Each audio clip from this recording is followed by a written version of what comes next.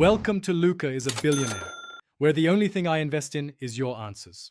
You start by picking an RSS reader and opening it. This is where subscriptions live.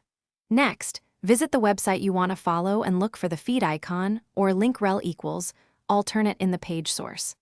Once found, copy that exact HTTP or HTTPS feed URL to your clipboard. Don't guess. You do this now because a precise URL ensures your reader can fetch updates reliably, and it avoids subscribing to a human-facing web page instead of the machine-readable feed. Now paste the feed URL into your reader's Add Subscription box and hit Enter. The reader will validate and pull the latest items. If it shows multiple formats, pick the standard RSS or Atom link. Once added, name the feed clearly and assign it to a folder or tag so you can find it later.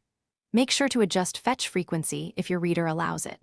Doing this organizes incoming posts and prevents duplicate or slow updates, keeping your reading flow efficient. Finish by confirming new items appear in your reader. If nothing shows, refresh or force sync. If the feed requires login, provide credentials or use the authenticated feed URL. This explains why some feeds fail silently.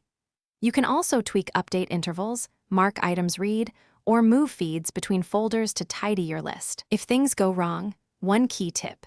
Check the feed URL in a browser or an online feed validator to see whether the feed is reachable or malformed, then correct the URL or contact the site owner. Thanks for watching and please subscribe. It's the best investment you'll ever make.